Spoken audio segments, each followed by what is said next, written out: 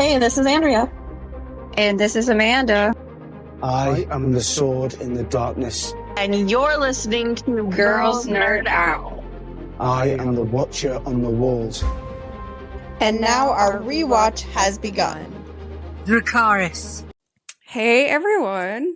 Welcome to any new subscribers, and welcome back to all of our faithful subscribers that we love so very much.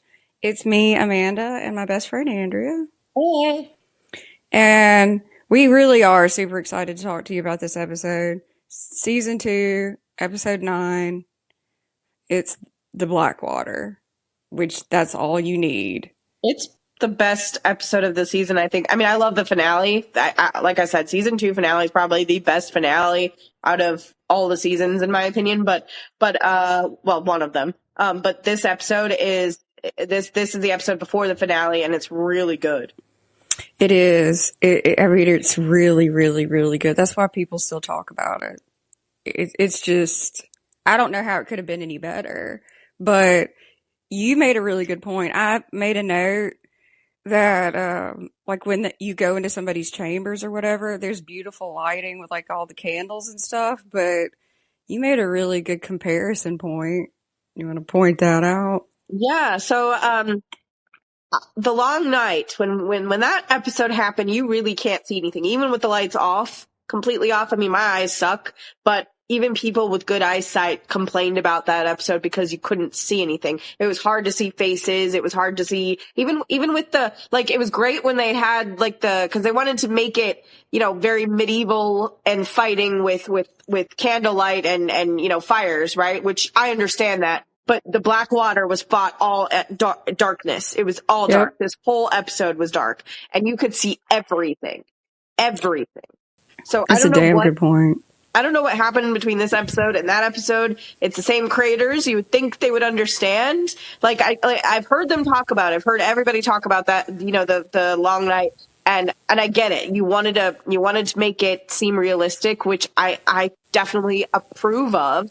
But you can't see anything in that episode. It's hard. No, I remember, and it wasn't just the long night. No, it was more than one episode where I had to shut off every light in the house just to be able to see, and that should never be a thing.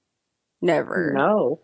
So you're right. That makes it way more ridiculous because, I mean, I watched this on an iPad in a bright room, and I had no problem. So you are correct. I'm going to compare it to the episode in The Rings of Power season 2 where you see Anatar and he is talking to Celebrimbor in the daylight, right?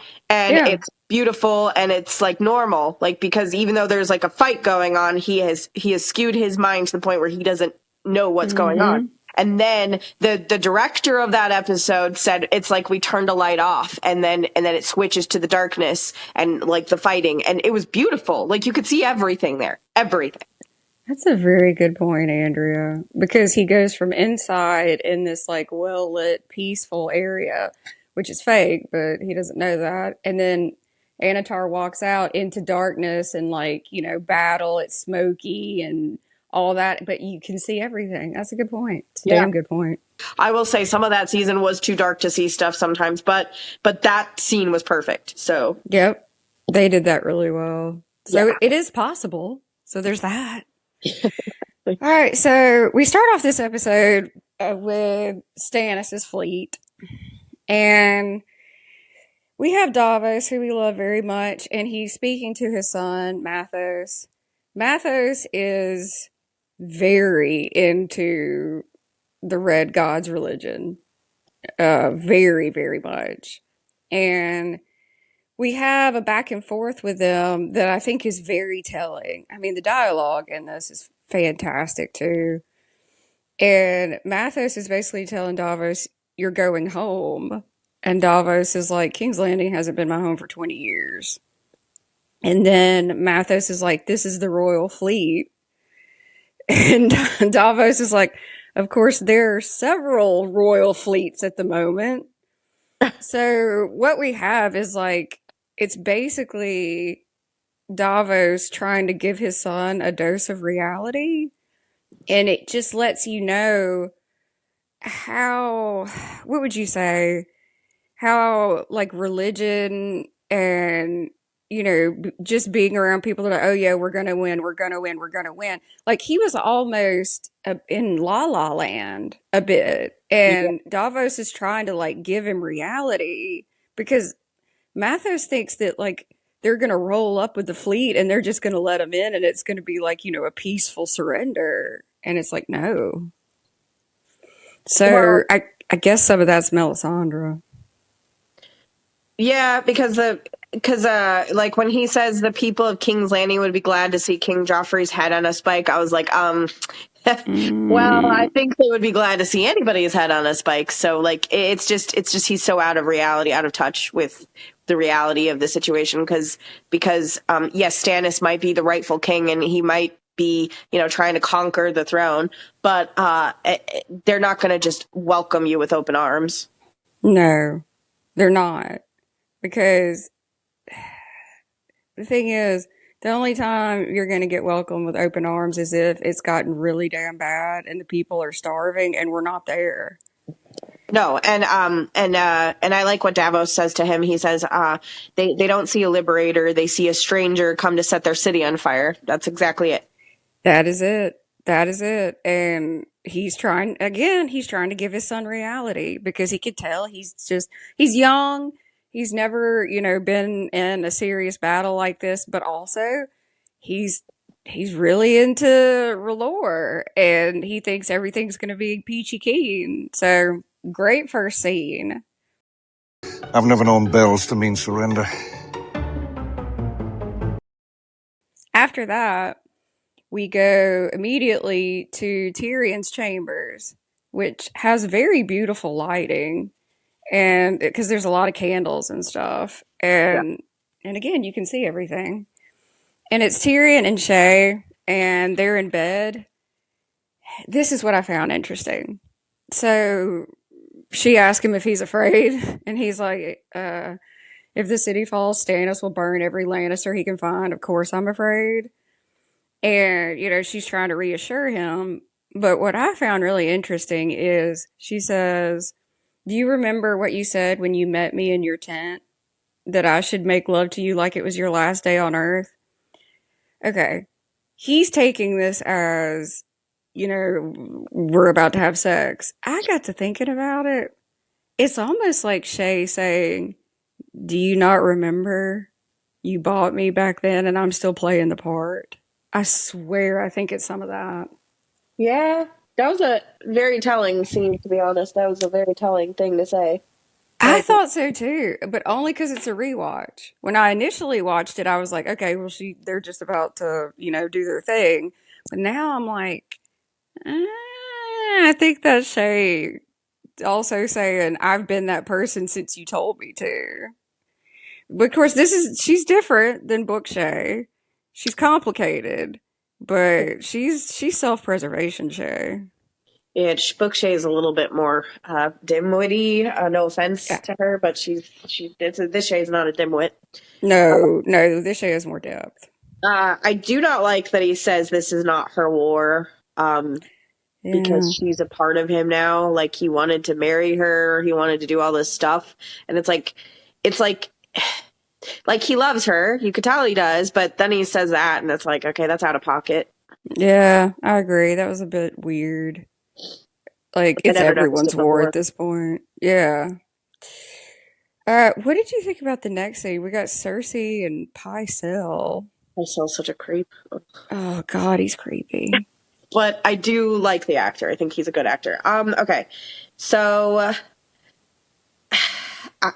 I think it's interesting that they talk about the, like he has like a gift for her, the essence of nightshade, which by the way is an actual poison. But it's not, they don't call it the essence of nightshade in the book. I think it's just nightshade.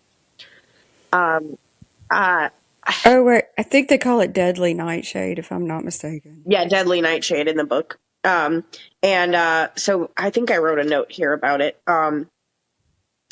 it's a medical substance used in small doses as an anti-anxiety formula, which you can tell Cersei has anxiety here. Her acting is very good. It's very brief, but I noticed that, again, I like to even though she's speaking in this, I look at the facial reactions to things and the body language, and she definitely needed it. But so it's used as that, but large doses are fatal. 1 drop is, calms the nerves. 2, I think let's see, 1 drop, 2 drops, no, 3 drops is deep sleep, and 10 equals fatal. So the whole bottle, basically. And she knows that. And I'm like, okay, so she's definitely trying to kill herself here.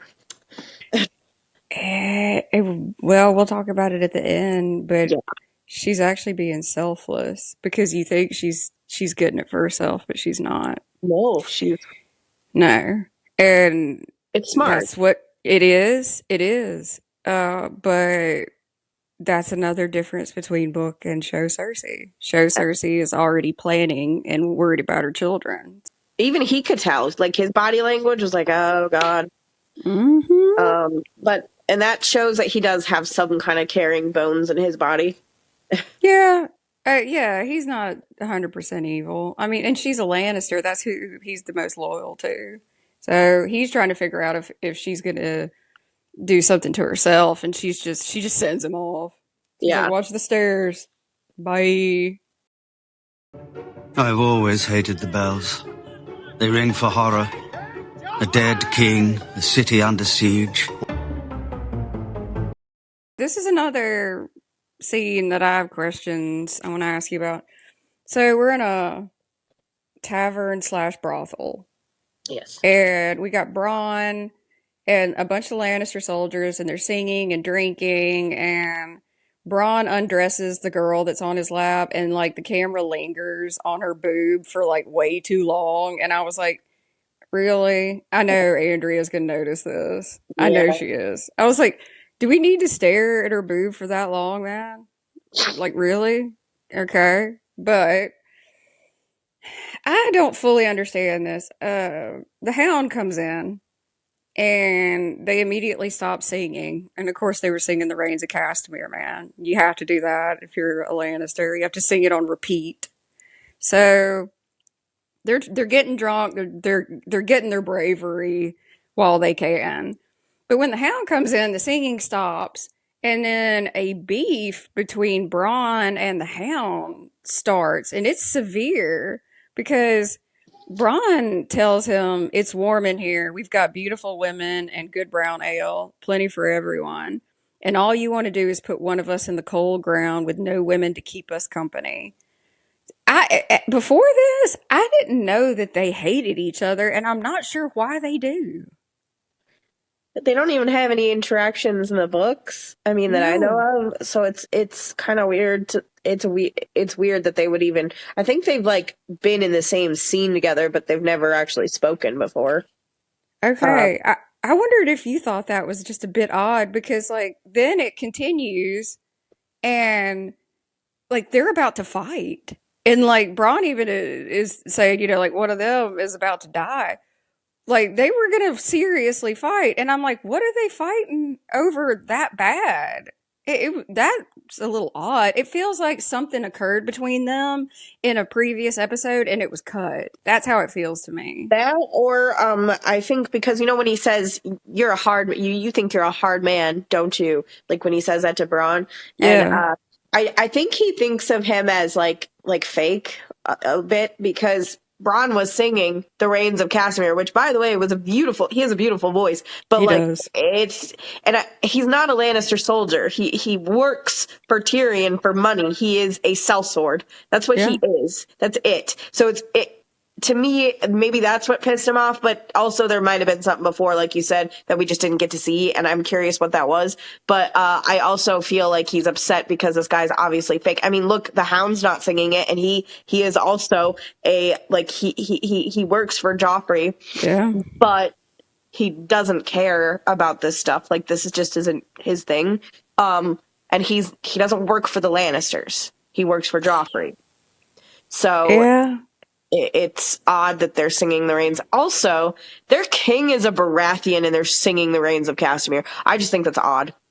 Oh yeah, you forget that there's anything Baratheon about the throne right now, which is interesting It's that it's been stupid. erased. Yes, it's stupid and it's dumb because even in the books Joffrey wears a lot of Lannister colors and but he will travel with the Baratheon sigil and the Lannister sigil, which is so weird to me. I'm like, dude, you're not a Lannister. Your mom is. Like that. But everything's red and gold, and you know the only time you hear Baratheon is when they're talking about Stannis. Yeah. So It's also, do you think Stannis definitely would kill Joffrey. That I understand. But yes, I don't think he would have harmed Tommen or Myrcella. I really don't. no, no. Trying to think what he would have done with Cersei too. He probably would have like hid her in the black cells or no, maybe sent her to Castle Rock with the kids. Yeah, I don't think he would hurt Cersei, but Tyrion, yeah, he would definitely kill him. I think if Tywin died, he would send Cersei and the kids to Casterly Rock. But if Tywin was alive, he wouldn't do it because he would know he'd never be safe. Tywin would never let it go. No. But Cersei schemes too, so that's a good damn question.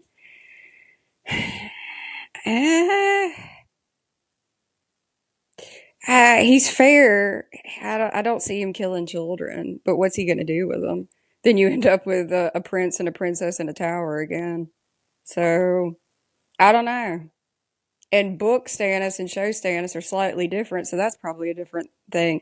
And I could see him having them confined to a castle, maybe with watch, with guards. But that's a good question, though. Very good. Yes, and also, the Hound says, "There's women in the ground. I put some there myself." I wonder who he was talking about. I don't know.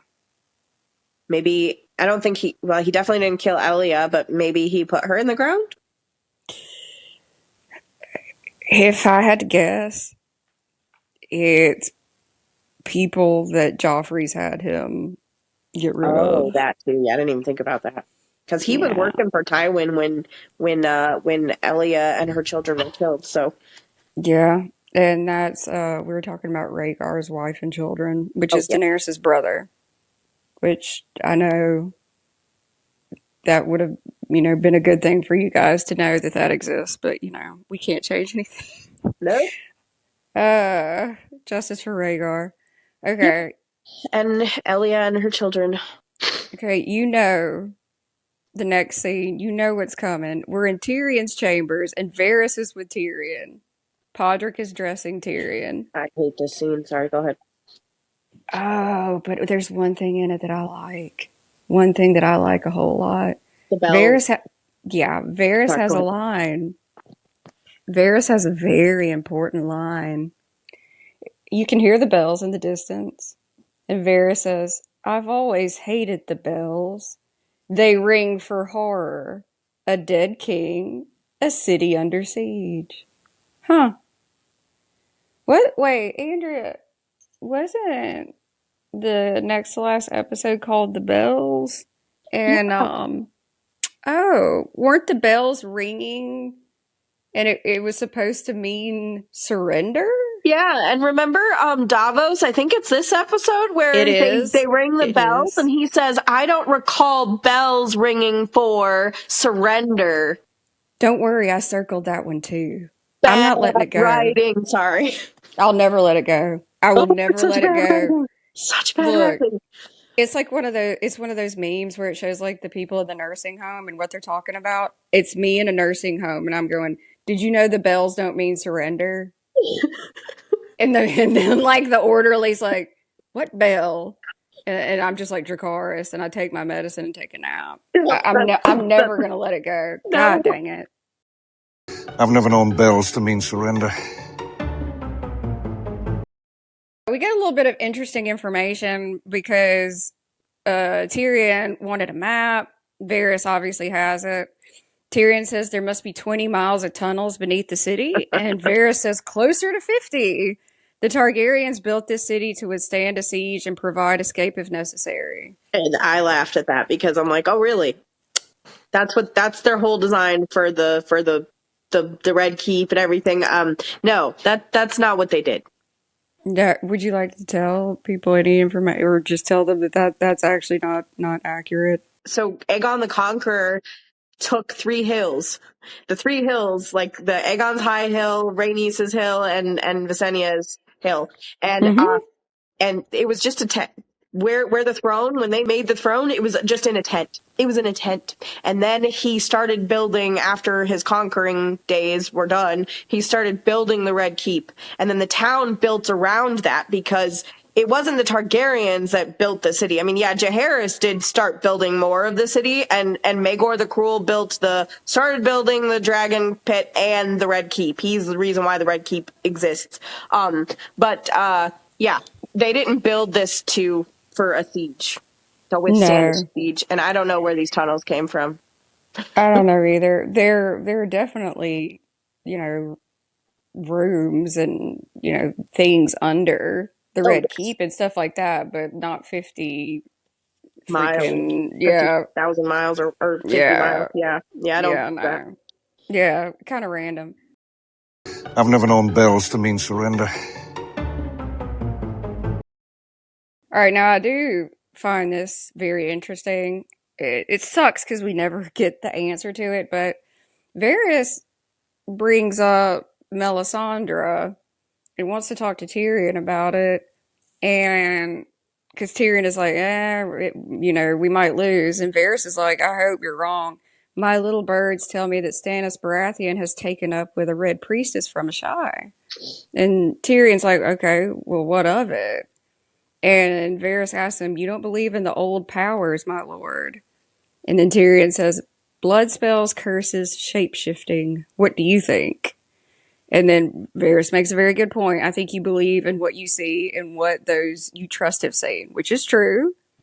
And then Varys says, and yet I have seen things and heard things you have not, things I wish I had not.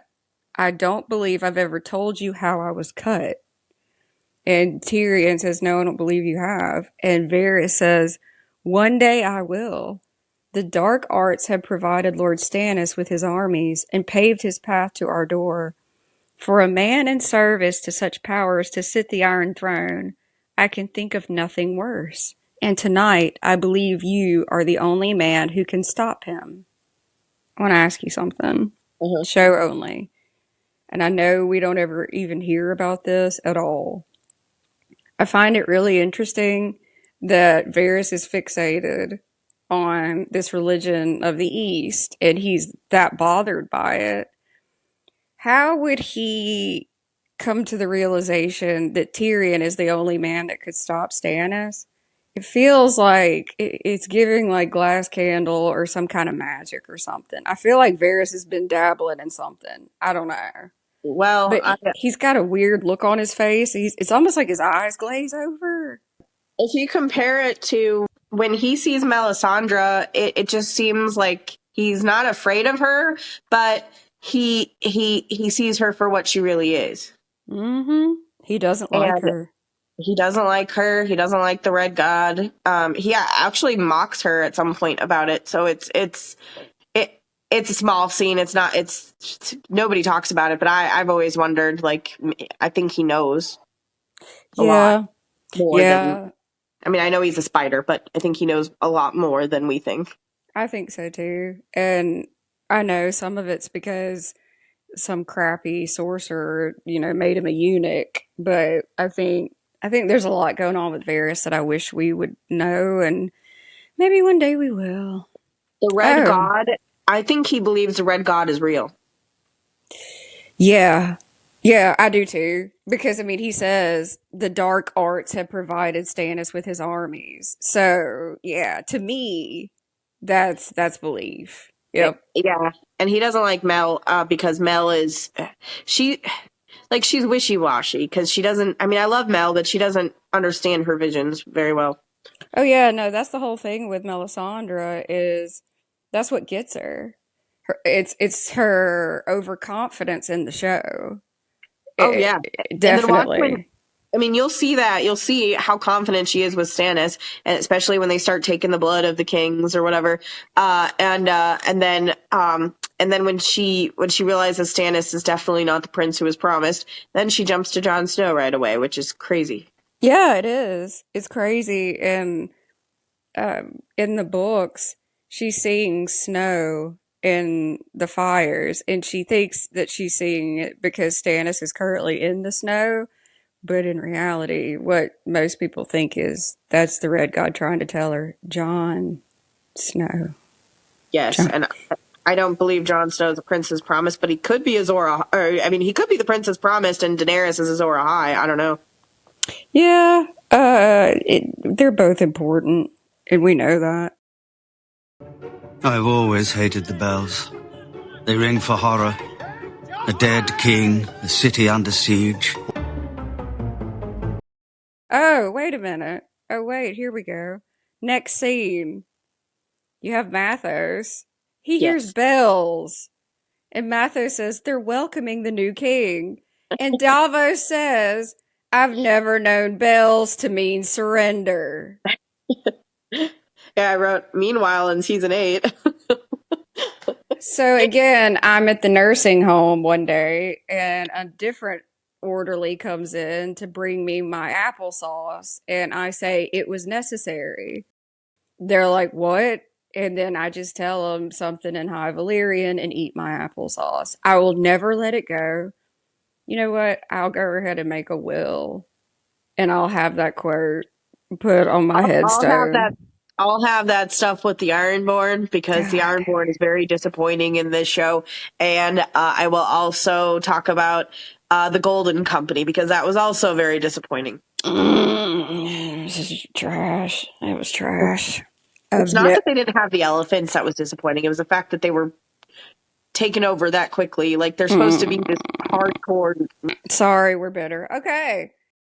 Stannis' fleet breaks out the war drums, which is very cool because you have to think about it. That's what the soldiers at King's Landing are going to hear, is these drums. And that is a great way to freak out your enemies. It really is, because the drums get louder and louder, and then it just causes like anxiety and stuff. So it's actually really smart. Oh, I forgot to mention, sometimes the show is really gross when they show stuff that's really gross. And at the very beginning, they show Stannis' men like throwing up on the ship. Yeah. So either they've never been to sea before, or they've been at sea too long and they just don't have the stones. I made a Ygritte joke because she calls, balls stones. Yeah. Oh, Jesus. Sorry, it's not that important, but I was just like, I can't with you. They just don't have the stones, I guess. I can't with you, Andrea. God dang it. Sorry, I have to make fun of Stannis' men sometimes. I've never known bells to mean surrender. Tyrion, they're in their throne room, and he's surprised to see Sansa, and he purposefully calls Shay the wrong name. God bless him for trying to make it look, like he doesn't know her. And he's surprised and he's worried, because he's like, surely my sisters asked you to join the other highborn ladies in Maegor's holdfast. And Sansa's like, she has, my lord, but King Joffrey sent for me to see him off. And here comes Joffrey. All dressed up for nothing. For nothing. And he makes Sansa kiss his sword, and it's so cringe. Very well acted, though. Like, especially Sansa. God, Sansa was perfect in this scene. She was, because she looked nervous, and that's exactly what you would be, because you don't know what he's going to do. He could have easily, cut her with it. I mean, she has no idea. He's psycho. I like when she says, I'll pray for your safe return, just as I pray for the... Or no, sorry, she said that to Tyrion. She said, I'll pray for your safe return, just as I pray for the kings. And then... Okay, so then when she talks to Joffrey, after she kisses the sword, he named it Heart Eater, which I think is a dumb name for a sword. It is.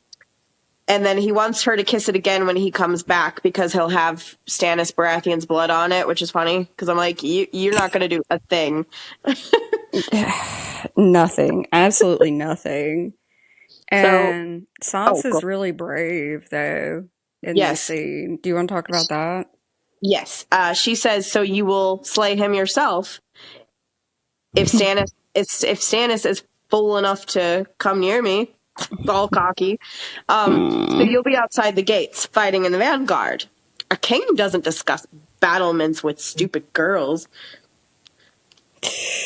Of course you'll be in the vanguard. I'm so stupid. You're right. Like, I love how she tries to cover it. Like, it's such a cute, like, it's cute acting. I love it. She's really good at here. Yeah, she's trying to manipulate him and get him to get in the vanguard because she knows he'll get slaughtered. It's great. It's like, hell yeah. Yes, and make him feel like a coward. Well, I just like how he's just like, a king doesn't discuss this with stupid girls. Sir, that the amount of times you have to say you're king is funny. Any man who's...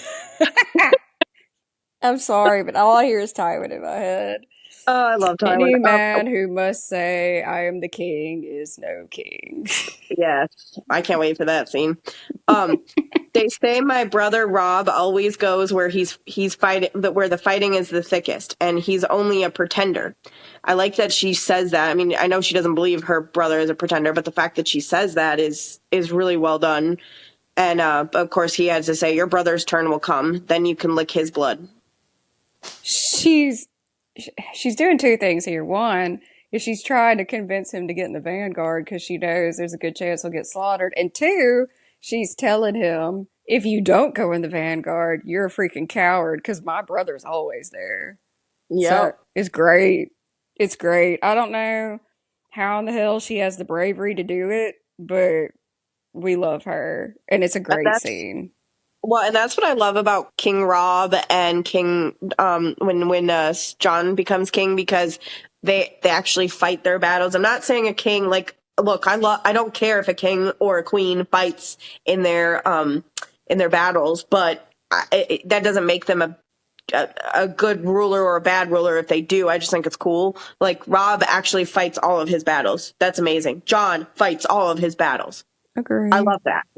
Agree. Completely agree. And Rhaenyra Targaryen should have a sword. What? Yes. Okay, so there is like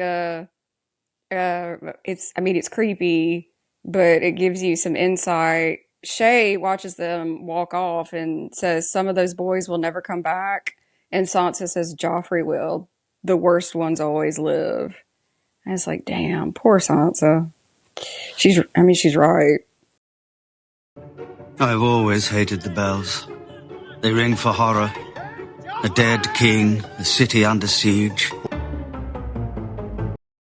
Oh, God, Lancel's next. Son of a bitch. I can't. He's in this episode too much.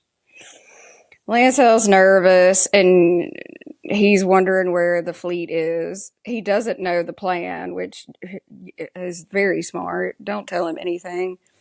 And Tyrion says on the way. And Joffrey's already freaking out. He's like, why isn't he here now? They're coming. And like Tyrion just ignores him. So he's already nervous. Which means he thought it was just going to be like, you know, like a battle in the bay. And he wasn't going to have to do anything. Well, I like that they play like a game of telephone. It's really childish. It's funny. Yeah, that's absolutely ridiculous because you have what? You have Lancel speaking through who all speaking? Is it Podrick and Lancel? Lancel, the Hound, was Podrick talking? I can't remember if Podrick I can't remember, but like it gets a bit ridiculous because no one wants to talk to anyone else. To each other. They just want to talk through each other, which is freaking hilarious. But Tyrion does that so well, so yeah, Tyrion's really great in this episode. He really is.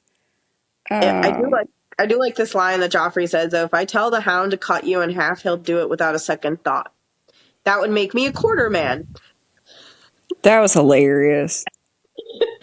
That was, I mean, like, and like he's just basically like saying, "Yeah, I'm real afraid of you. Shut up." I've never known bells to mean surrender. So Sansa doesn't know why Cersei wants her here, and I'm just like, girl, you're always being watched. I wish in the books, I mean in the show, like just like the book, she always had like Cersei told her she has the free reign of the castle, but she's always watched, like somebody is always there, and they don't really give us that in the show that much. So I wish they would have done that, but she says that Cersei hates her. She thinks Cersei hates her. And Shay's like, maybe she hates you less than she hates everyone else, which is very telling. Because I don't think Cersei hates Sansa as much as we're supposed to think. Yeah, I think Sansa reminds her of her when she was younger, and I think that's where the animosity is. So she's like, maybe she's jealous. So, and I think back to, the prophecy of Cersei's prophecy. I think that prophecy is here. Let me get it. What is it called? The Valonqar. It's the Valonqar. Yeah. Yeah. I think it's actually going to be Daenerys, but Cersei has two other women that she goes through. So she goes through, Sansa first. Sansa's much younger and much prettier. And, in part of this prophecy, she is told by Maggie the Frog that she is going to marry a king, not a prince, because she thinks she's going to marry, Rhaegar, but that's not going to be happening. She marries a king and she's going to have 3 children.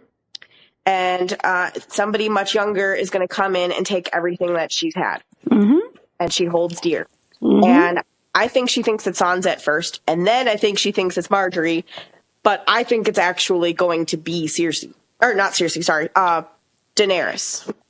Yeah, it probably will, unless there's like, unless it's like one of those prophecies that's not exactly correct and it ends up being someone else or something.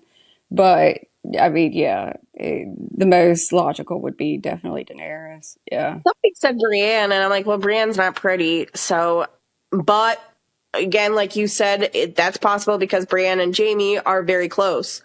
And they call her Brienne the Beauty. That's where that theory comes from. Yeah. So I guess that's possible. It might be. I wouldn't mind it. Hey, I mean, I like their relationship in the books and the show, so it's possible. It is.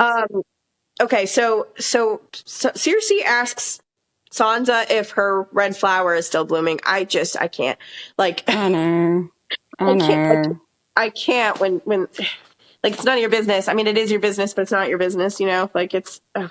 Yep, drunk Cersei basically saying, hey, he's still on the rug. She says it's ironic that the men will bleed out there and you will bleed in here. And I'm like, do we have to keep talking about this? I mean, really, Cersei? Yeah, it's such an odd... I mean, I like the scene because the acting, like the facial reaction of Sansa is she's like astonished, but it's like, why did we have to put this in there? Sir Ilyn she tells Sansa, because Sansa doesn't understand why Sir Ilyn is in there, because it's all women and children in this room, and Sir Ilyn is there to defend them, supposedly. We have guards. Yeah, guards that they have paid, but if the city falls, they would be the first to leave, which I think is hilarious. It's like, why do you even buy guards if they're just not trustworthy? I don't know. I was kind of puzzled by that because I would think that they would have loyal guards in there, but maybe they just don't. Well, okay, no. Yeah, they're paid because there's a lot of Lannister soldiers with Tywin. So, yeah, they're spread pretty thin. So, okay, yeah, I can see that. I have to say, so I used to think that sellswords and paid guards are just not trustworthy, right? Like, obviously, because that's just what she's saying here. But in the books, when the Bannermen go from Renly to Stannis and how quickly, like one of them, the House Florent, they denounce their gods for the red god. And it's interesting how quickly they do that. And I'm like, I'm sitting here like, okay, I don't understand that. Like, I feel like the lords of the kingdoms are not trustworthy either. Nobody is. No one is. I mean, everybody's out to like either like better themselves or save themselves. Yeah, at least with sellswords, you know what you get. With True. lords, you don't know what to get. I mean, that's why I like the North so much, because they're very loyal to their lords. That is true.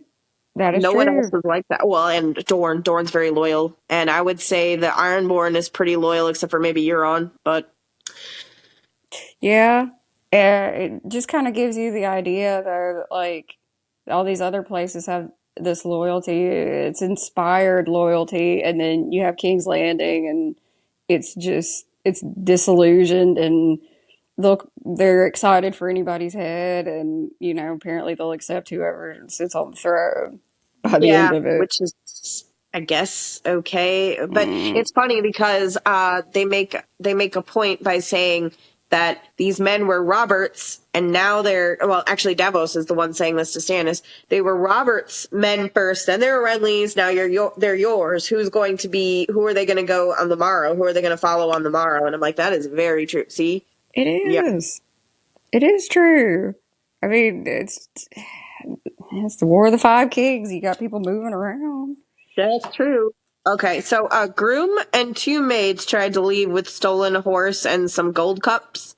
And so Cersei says to put their heads on spikes outside the stables as a warning. Only way to make the small folk loyal is to make certain they fear you more than the enemy. I like that line.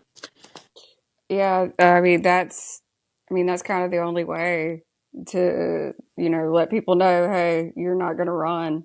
So, I mean, it's brutal and it bothers Sansa, but it's correct. I mean, yes. in times like this, if we're talking about, medieval or whatever, you string somebody up, man. It is what it is. Well, and I like how she's just like, oh, first traitors. Yep. She's like, yeah, it started. Here we go. This will be fun. Let's just keep drinking. Yeah. She must drink a lot because she's not like wasted, and she just keeps drinking. I've always hated the bells. They ring for horror. A dead king, a city under siege. So we have Tyrion, Joffrey, and the Hound, and they're watching, and Joffrey's like freaking out because you can see Stannis's fleet, and he can't understand why the archers aren't, raining down arrows. And again, Tyrion just ignores him, which is great. Which just proves, because Tyrion looks nervous, it just proves that Tyrion has a plan, and Joffrey has absolutely no clue at all. And a ship shows up, and it's just one, so Joffrey's freaking out about that. He's like, why is there only one ship? Then it cuts to Davos, who is also like, why is there only one ship? And it's moving really, really, really slow, and it's creepy. Like, again, though, we can see the ship. We can see everybody's facial reactions. We can see the water. We can see things leaking out of the ship because it's leaking stuff. But there's also nobody on this ship. Nobody. And it's all dark and spooky, and something's going on. Davos knows something isn't right. At the moment, Davos is probably thinking the damn ship is full of, like, explosives or something. He knows. Would he have guessed wildfire? Hell no. But that's what's on it, and there's actually holes cut in like the sides of the ship, and you can see the green liquid pouring out. So they put a hell of a lot of wildfire in that thing. Oh my god, so much wildfire. So much. And Davos knows what it is, and he screams wildfire. Steer clear, which is too late. And explosions start because, and I thought this was really cool. So you have Tyrion watching to make sure that ship gets close enough to Stannis' fleet. And then, like, he has like a thing that's like lit on fire, and he drops it, and that lets Bronn know who's way closer to shoot a flaming arrow and light it up. I mean, it was a great plan. He did great, and it worked. And you got to give it to Tyrion. Not that he's going to get any credit, but he did. And it's really sad because you see Davos, and his immediate response is like, Mathos, get down. And it's too late. It's sad. Yeah. It is sad. But so Stannis, you'd think that Stannis would be like, okay, let's leave. No. No. They're going to prepare to land, and somebody's like, hey, hundreds will die. And he's like, no, thousands. What did you think about that line? It was very cold. And Cold. basically it shows how desperate he is. And he wants to win no matter what cost happens. Well, you know what Stans think when he says that? Their thing is, he's just being honest. That's just Stannis being honest. Okay, sure. I mean, he is being honest because he's a war man, but like he doesn't care about these men. He wants that throne. And I think it goes back to Robert. It goes back to Storm's End going to Renly. I'm just saying. I've never known bells to mean surrender. So we go back to Maegor's Holdfast, and Sansa is in a little circle praying. And Cersei's like, Sansa, come here, little dove. What are you doing? And Sansa's like praying. And Cersei's like, you're perfect, aren't you? Praying. So Cersei's, she's a bit tipsy. And she's like, oh yeah, I bet you're praying for us, basically.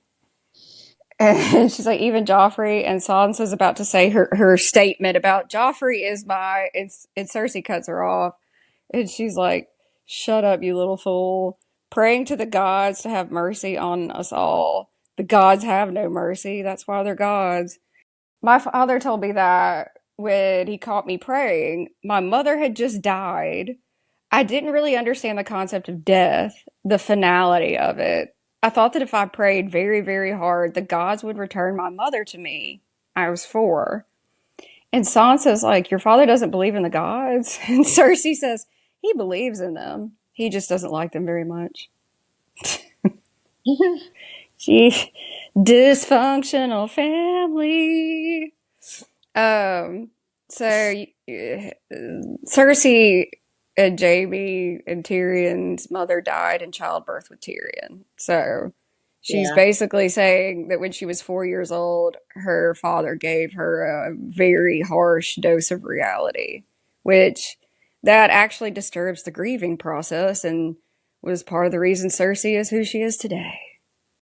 Yeah, it makes you wonder, like, the gods I don't believe those gods are real, to be honest. Well, I don't even know who she was praying to. It doesn't say. I wish it did. Well, Sansa believes in the old gods, but also the 7 in the books. So I would assume the 7?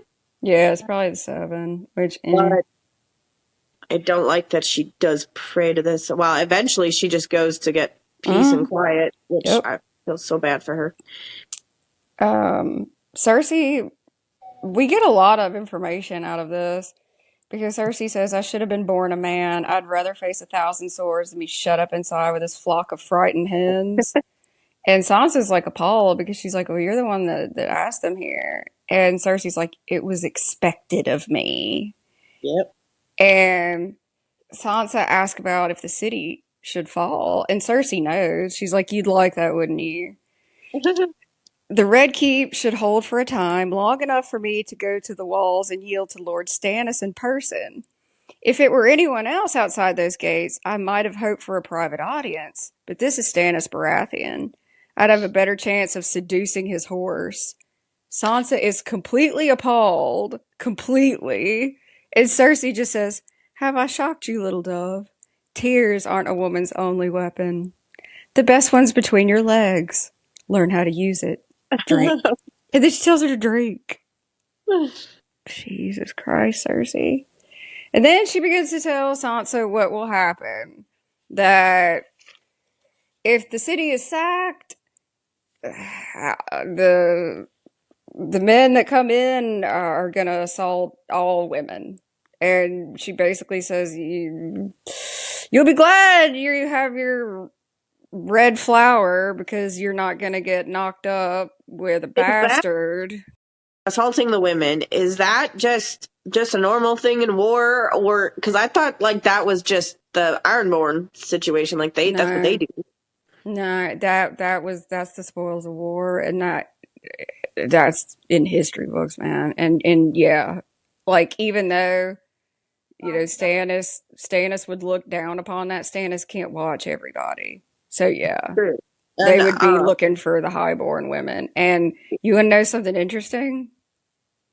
If the city had gotten sacked and that had happened, those babies that she's talking about, they'd end up probably at the Night's Watch. Yep. Yes, and that's one reason, funny enough, that's one reason there's less recruits is because there hasn't been war. And so you don't have that. Isn't that weird? I mean, it's dark, but it's reality. So I just put a note about that. I was like, damn. Well, I think it's dark when she says she's a slice of cake just waiting to be eaten. That's pretty dark. And it's true, but I mean, you don't have to say that. Damn. She's savage. She gives no F's in this episode. She does not. I've always hated the bells. They ring for horror. A dead king, a city under siege. So we go back. There's a lot of back and forth right now. And so they're coming ashore. Stannis has gathered up whatever he has left. And Joffrey's freaking out. He's like, there's too many.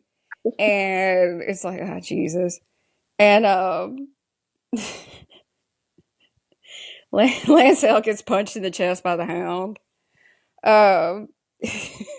Which I enjoy very much. And the Hound is freaking out already because he's terrified of fire. So if he says any of the arrows come near him, I'll strangle you with your own guts. Which, again, that's interesting. Lancel gets hit more than once in this episode, and I have no problem with that at all. He's not much of a fighter. He's not much of anything. God, he irritates me. So the archers are letting their flaming arrows fly, and Stannis is like trying to get his men to like form a line, and they're there. And Stannis' army is taking heavy casualties. They're big throwing time. rocks at them too. I really like that. That's interesting. Yeah, very true. And they're big rocks, and they're like, crushing them and stuff. And Stannis still doesn't stop, and he tells them to go to the Mudgate. Then you go back to the Lannisters, and it's a very well-known line of the Hound. Any man dies with a clean sword, I'll assault their effing corpse. Yeah. He doesn't really say it like that, but if you know, you know. It's an interesting line. It is. It's the Hound. I've never known bells to mean surrender. Next, we go back to Cersei, and she's talking about how, like her and Jaime were raised differently. I want to know your take on that. I find that incredibly... It's actually telling. It is. And she's right. Like... Well, yeah, they looked the same, but she didn't understand why they were being treated different because he was always given a sword and a lance, and she was taught to smile and sing. And he is the heir to Castle Rock, so it like if she was the only child, let's say she was the only child, I still say that's how she'd be treated. And I don't understand that because look at how Brienne of Tarth, she chose to fight and learn how to fight. Her dad probably didn't like that idea at the time, but like he let her do it. you know? So I wonder if Tywin. It's Tywin. Tywin's all about legacy and he's all about appearances. And honestly, it's really obvious because Cersei is a twin. And so it's not just a brother that she sees being raised to be heir and she's sold off. Yeah, it's her sold off damn like a horse. twin. Yep. Good old Robert, y'all. Good old Robert. Horse to be ridden whenever he desired, which is, and I like how she says enjoy, and I'm like, yeah, that's Yeah. Cersei's bitter. It is what it is. But I mean, we're getting background on it. We're getting information. I mean, this has bothered her since she was at Casterly Rock and she saw how Jaime was treated. And she's frustrated she's never been able to make choices in her life. So, well, and Tyrion. I don't think Tyrion was forced to have a sword in his hand and learn how to fight. So I think that's interesting how he gets treated differently too. yeah. And he doesn't get treated very well. Yeah, all three of Tywin's kids get complete, like, different Tywin. Like, he's crazy about Jaime, that's his heir. Then Cersei, she's beautiful. She's going to make a great alliance. And then, Tyrion, he despises. It's very interesting. And then you have Kevin Lannister with his son. It's like, he really wanted a good heir. And then he ends up, yeah. Mm-hmm. Uncle Kevin. So, Lancel busts in because we haven't seen him enough. And he says, the Imp has set the river afire. Hundreds of ships are burning, maybe more. Stannis' fleet destroyed, but his troops have landed outside the city walls. So he's basically saying, we're screwed. And Cersei's like, where's Joffrey? And Lancel says, on the battlements with Lord Tyrion. And Cersei says, bring him back inside. Lancel is making a good point. The king's presence is good for morale. And Cersei's like, take him to his chambers. She doesn't care. She tells Lancel, go get him now. And then she tells Sansa, when I told you about Sir Ilyn earlier, I lied. He's here for us. Stannis may take the city, he may take the throne, but he will not take us alive. So then you realize Ilyn Payne is there to kill them if the city is sacked. I don't fully understand it because she just said she would meet with Stannis. Is Ilyn going to kill just the women in there? All of them are going to die, I guess. That's what I took it for. Okay. So she doesn't want Joffrey in the room. I understand that. But then, when she goes to the throne and sits there with Tommen, it's like, why didn't you take Joffrey too? Oh, so the scene with Shay and Cersei. Talk about that. This was messed up. Yep. So Cersei doesn't know Shay. And Shay curtsies. And she says, I like how she makes fun of her because she's like, that's the worst curtsy I've ever seen. And she asks her how long she's been with Sansa, and she said a few weeks. And she asks, so she knows that she's from Lorath because of her accent, and she had and Lorath is one of the 9 free cities. They're like a group of islands near the Shiver Sea. Sorry, I had to write that down. And Cersei had a handmaiden that was from Lorath, and she was a nobleman's daughter, and she knows that Shay isn't. Because she curtsies and bends forward, and to curtsy in this world is, similar to what we do. You keep your back straight and bend down, not go forward. And I found it interesting because how we talked about how if Shay was going to be a handmaid for Sansa, why wouldn't Tyrion have made sure she knew certain things? At least a curtsy. Yeah, because Shay says, I came to Westeros 10 years ago. And then Cersei's like, all without learning how to curtsy. And I'm like, yeah, she's definitely got you. She's got you. Which is funny because, Cersei just is not a woman's woman. She doesn't like women. Hell no, she doesn't like men either. Cersei is out for Cersei, but you gotta show Cersei credit. She's smart. She's so intelligent, and it's nuts because I think book Cersei is smart in her own sense, but not really because some of the shit she does is sorry. She's too arrogant. She's not a complete fool, but her arrogance. You're right. Yeah. Yes, but I really liked this scene acting wise because Cersei was just, haha, I got you because you're not anything you're claiming to be, and you shouldn't pretend to be this way because she's right. She should have done some research, or Tyrion should have done some told her stuff because this is stupid. This scene shouldn't have happened this way. Nope, she should know how to curtsy, and if anything, they should have had her practicing to either have a different accent or a diminished accent. It doesn't make sense.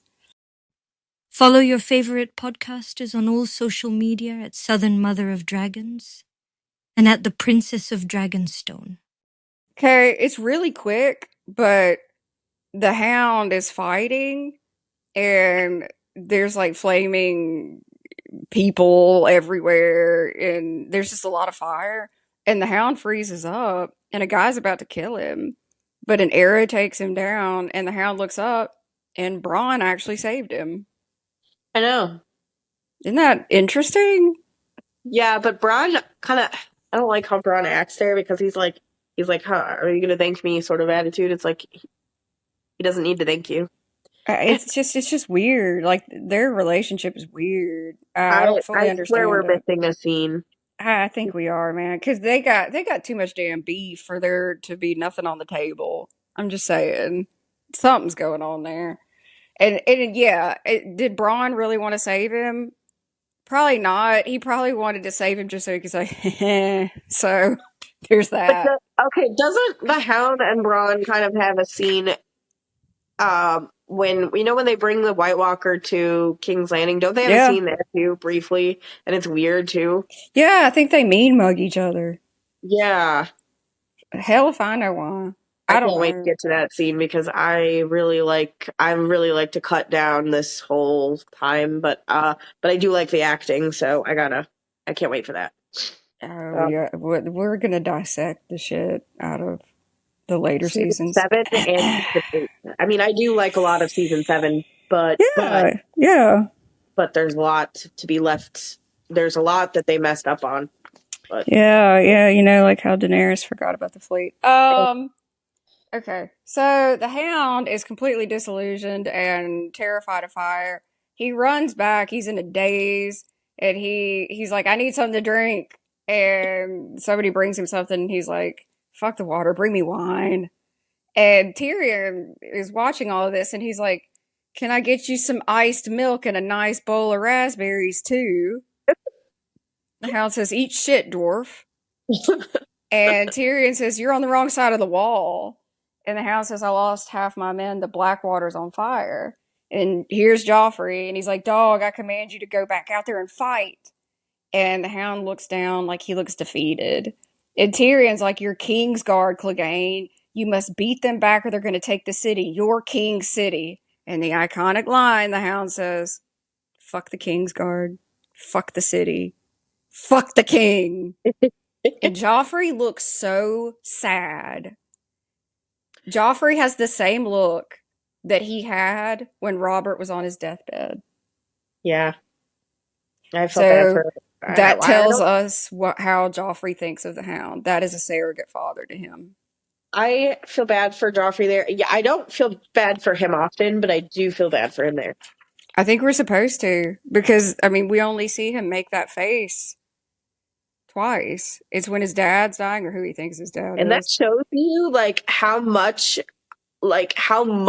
of character development this guy has, because, yes, he's an awful person, but there are times where he shows his real self, and his real self isn't this nasty little child, And yes, he is a nasty person, but he's not. There's parts of him that's not nasty, and then you compare it to Ramsay when we meet Ramsay, and there's absolutely nothing good about him, absolutely nothing. There is no. Nothing. It's like Aemond right now. Aemond, there's nothing good about Aemond either. It's just all you know. Yeah. Well, I mean, because Aemon has become, he's what, a psycho serial killer? I mean, Sharp Point died for nothing because he Yeah. was butthurt. He was So, upset that his sister has. There's also something that I'm not going to go on a tangent, but like it's just interesting. He's interesting. I'll just say that. nah, I got an idea. I had an idea, and I think you'll be okay with it. You know how we usually do something in between seasons? Yeah. I think you and I should record talking about some things about House of the Dragon. Yeah, because I mean they started filming. If everybody doesn't know that, they started filming, so it's getting time to be talking about House of Dragon again. We're both really excited. So we are, and I think it would be a great time for us to discuss some of the what would you say, controversial topics that I don't understand why they're controversial. So just keep that in the back of your head that after we go over the finale the next week, let's do that. I think it's time, and I would really like to hear your points, and I would like to put them out there. Yes, and also I think they're filming. So they're filming until October, and then they're shooting for early 2026 release. All right, it will. We'll dig up like any of the leaked pictures and stuff, and we can talk about what sets have been built and stuff. But we can also make points like Rhaenyra should have a sword. Okay. Yeah. I've never known bells to mean surrender. Lancel again, because, he's just never going away.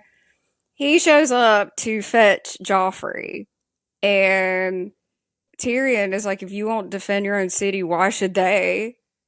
And Joffrey's like, what would you have me do? And Tyrion's like, get down there and lead your people. And it's so cringe because Joffrey's like, what did my mother say exactly? Did she have urgent business with me? Like, you're looking for a reason to leave. We get it. You and your scary sword.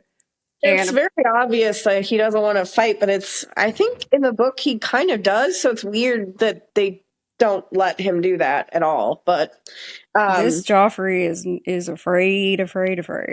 Yeah, and I understand being scared, but I mean, dude, you're gonna hide behind your mother's skirts is what not Lancel, but the Knight of Flowers says about Robb Stark when Catelyn comes to speak for him, and that's basically what Joffrey is doing. He's hiding behind his mother's skirts. 100%. And Robb Stark would never. Sorry. Hell no. No. And keep in mind, the show obviously made Robb Stark a bit older, but in the books, him and Joffrey are pretty much the same age. So, yep. Yeah, we've got Robb, we've got Joffrey, and we've got Daenerys, and they are depending on at what point of time it is, they're 14, 15. So, yeah, just to give people clarity. Yeah, you got Robb Stark, King in the North at 14 with that many men winning. Yep. We love Robb. And Daenerys is 14. Yep. She's 14. Sold into slavery, already buried a husband, and lost a child and all that. And I think she's 15 now? Eesh. Yeah, 15. And Jon is 15 or going to be 15, and he is the Lord Commander of the Night's Watch. I mean, he was just killed, but he's the Lord Commander of the Night's Watch, and he has to make the really hard decisions at 14, 15. It's crazy. It's absolutely insane. They aged everyone up for the show, but in the books, they are young. So Joffrey runs off with Lancel, and Tyrion steps up and says that he'll lead the attack. And it's very brave. And hey, where's his mountain men? His mountain men aren't there anymore. Oh, I guess they stayed with Tywin? I would assume in the show they must have, because in the books they fight in the Blackwater. So yeah, that's right. That's a good point. Huh? That's interesting. Because they stay with Tyrion. Huh? I was just confused why he didn't have any of the mountain men with him. Yeah. I'm like, they really, really downplayed the mountain men in the show. They did.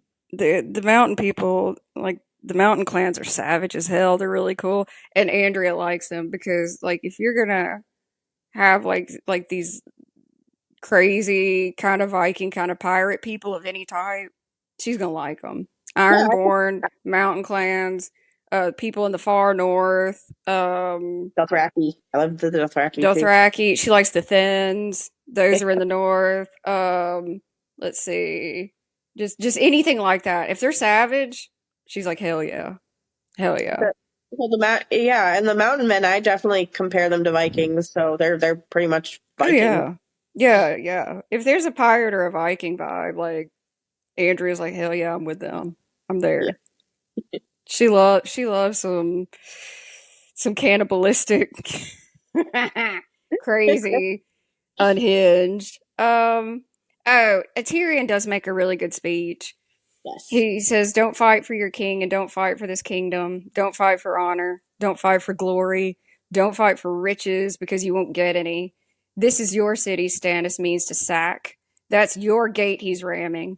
If he gets in, it will be your houses he burns, your gold he steals, and your women he assaults." He's always got the best speeches, I think. Hell yeah, and I think it's because he's so well read. So he can probably recall speeches that he's read and, like, you know, kind of bring that out, which I think is very valuable and cool. Yes. Oh, hell, I don't want to forget.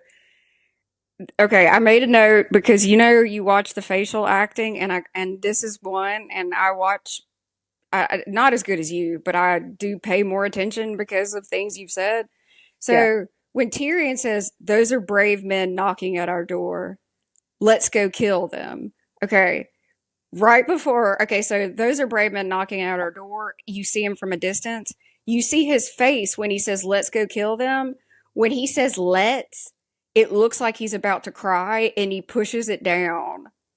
Like, it's so good. It's like a millisecond. But I was like, I gotta say that to Andrea because I know you noticed that. Like, he's like, it's pain. And then you see him shove it down and finish the sentence. Yeah, that's why he gets all the awards, because his acting was fantastic all the time. Damn. Not saying other people's aren't. It's just that was really well done. Yeah, very. I've always hated the bells. They ring for horror. A dead king, a city under siege. So Sansa, the women are freaking out. Well, Lancel wants Joffrey to go back to the battle, but he tells Cersei that, and she's like, "I don't care what you want." And then she hits him, and or some. Does she hit him? I can't remember if she hits him.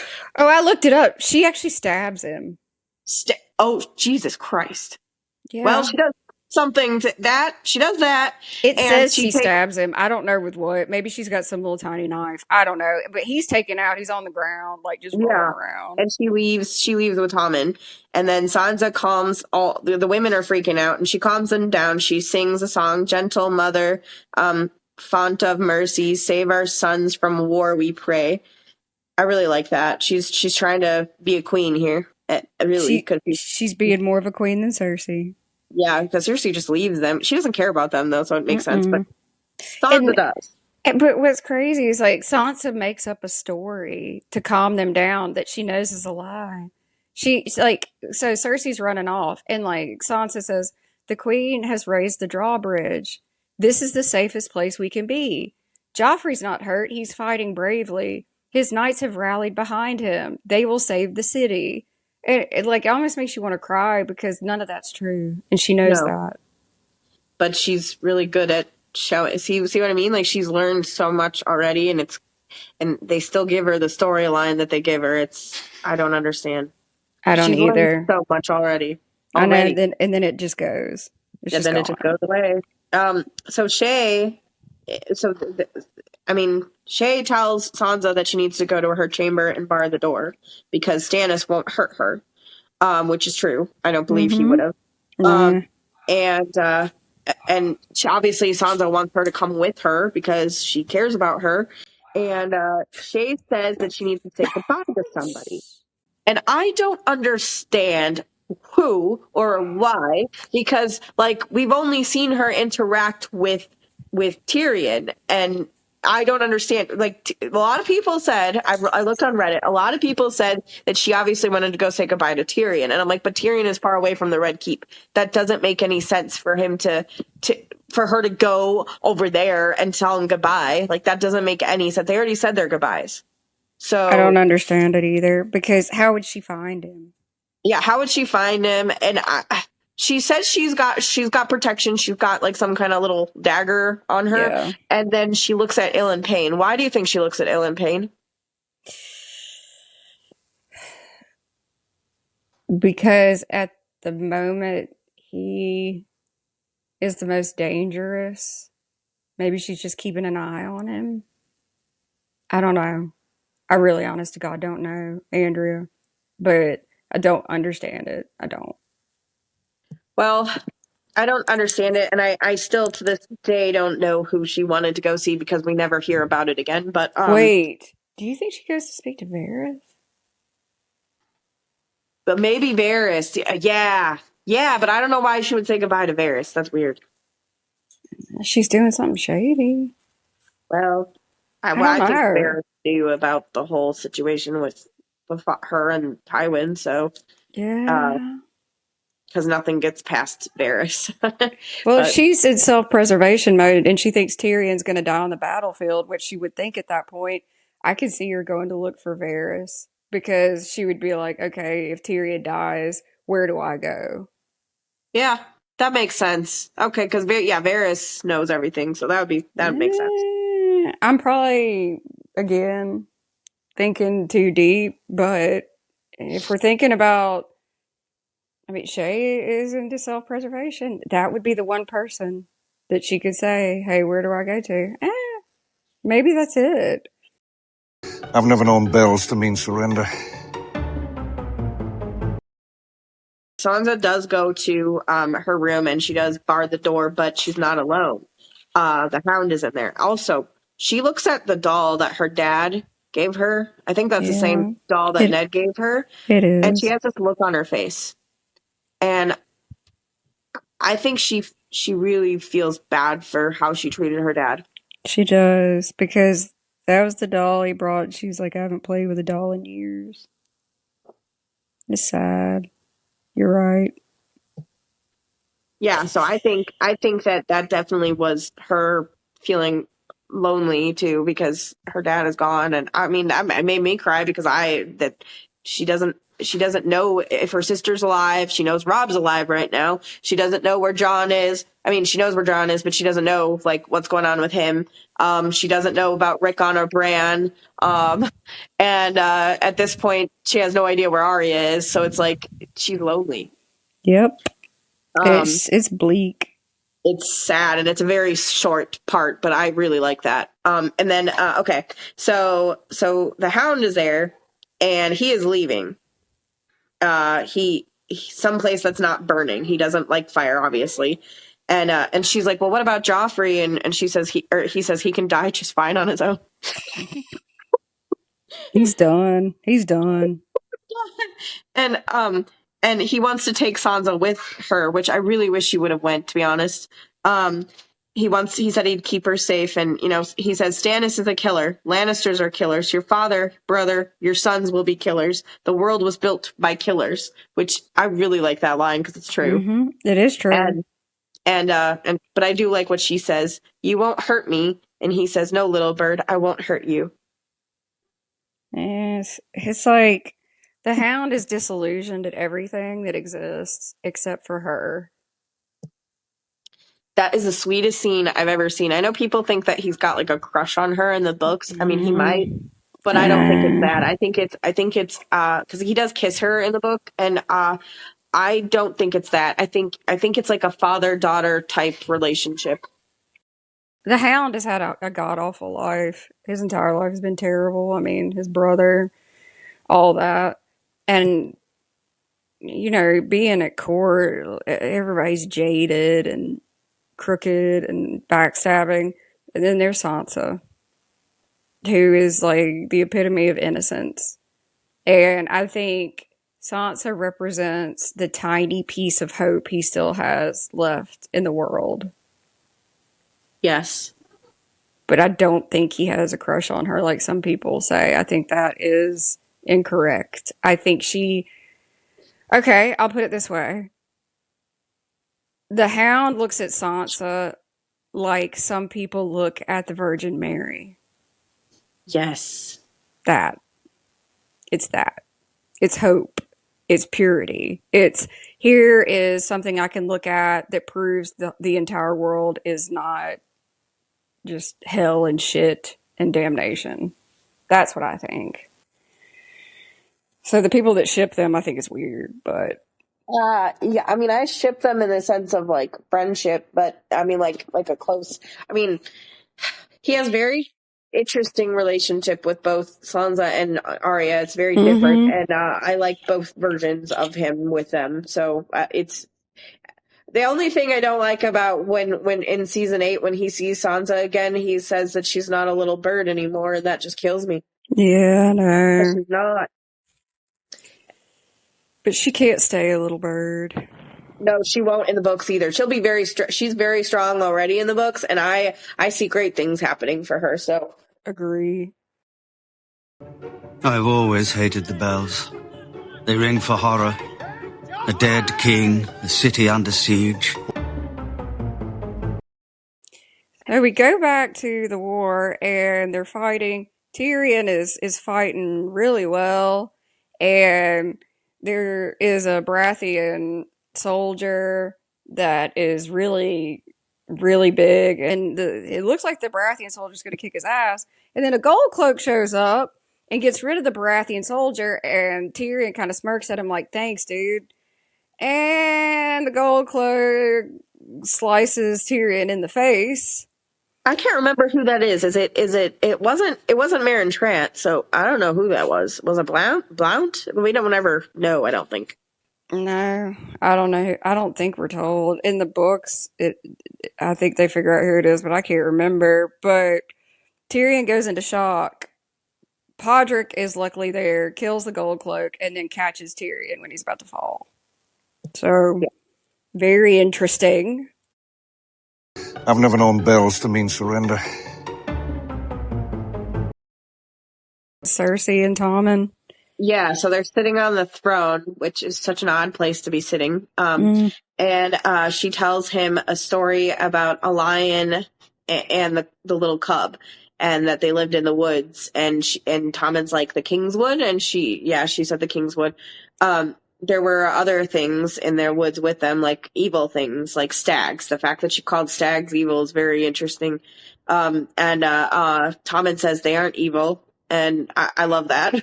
Yeah. And she says, and wolves. She's talking about like the Baratheons and the Starks. The lion or the little cub could hear them howling in the night, and she calls him a lion, which I'm like, girl, why do you keep making them Lannisters when they should be Baratheons? It's so weird. And she tells him, you must not be afraid, for one day all the beasts will bow to you. You will be king. All the stags will bow. All the wolves will bow. The bears in the north, the foxes of the south, all the birds in the sky and beasts in the sea. That is just a very interesting scene and very well acted. It is. She hates the stags because she hated Robert, and now there's a different Baratheon trying to sack the city. She hates them. Poor little Tommen doesn't understand because he thinks he is a Baratheon. No, honey, you're all Lannister. You're all Lannister. And what she's doing is she's telling him a sweet story because she thinks she's about to give him the deadly nightshade, because she knows that Tommen would be a threat if Joffrey's gone. You know, people would, I mean, there would be a possibility of like a revolution, a Lannister revolution. That's what Stannis would think. So that's what she got from Pycelle. It wasn't for her. It was for Tommen. Yeah, and that makes me really sad because that's her child, and I get it, but it's I don't know. It was a very haunting scene, but I'm going to call Tywin Lannister the late Tywin Lannister because he's always late when it comes to a war. Like when he takes over when he comes to King's Landing, and you know the Pycelle had told the Mad King to open the gates, and then that's when the Lannisters don't do anything in Robert's rebellion until the end. And now Tywin I understand Tywin's already fighting a war with Robb Stark, but he comes really late to King's Landing. Yeah, I have a feeling he got there as soon as he could, but because I mean, Robb's kicking his ass, but God, what an entrance. It's such a cool entrance. And Tywin is disheveled and dirty. He's been fighting. He was fighting too. Yep. I like to point that out because, Joffrey's hiding somewhere and Tywin's got like dirt all on his face. Just saying. I just like when he says we have won. Like, it's just so powerful. Also, when he comes in the next episode, I think it's the next episode, when he comes in on a horse, that's going to be a really cool scene to watch too. Oh yeah, no, Tywin Lannister knows how to make an entrance now. He does. I mean, well, in the show, that's Charles Dance. Yeah, book Stannis is not at all, or not Stannis. Book Tywin is nothing like show Tywin. No, man, no. I love Charles Dance, and it was an epic entrance because Cersei drops the nightshade, and she's like, Father, and he's like, hey, we won. Great ending, man. Great, because you don't know what's going to happen to Tyrion, and like they do show Stannis, they have to drag his ass off. He won't stop fighting. So we know Stannis survives, but like he's like, no, and it takes like I don't know how many dudes, but they have to grab him and drag his ass off. We also don't know what's going on with Davos because last we saw him, the wildfire blew up and he fell into the ocean. So we have no idea what's going on with him either.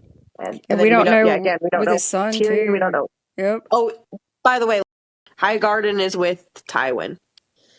And that means money and all sorts of stuff. Great episode, freaking 250 out of 10.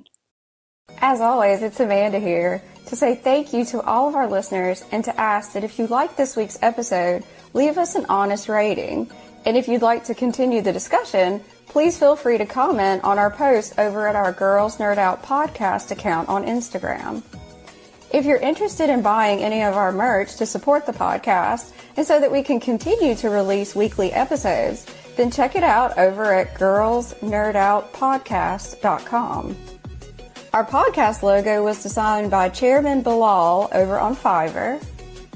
Our podcast merch was put together by me, myself, and I at Southern Mother of Dragons on all social media.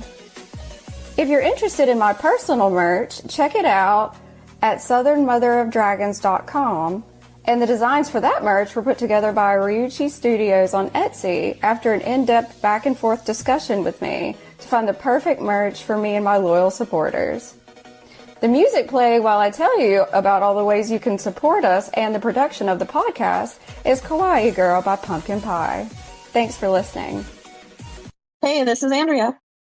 And this is Amanda. And you just listened to Girls Nerd Out.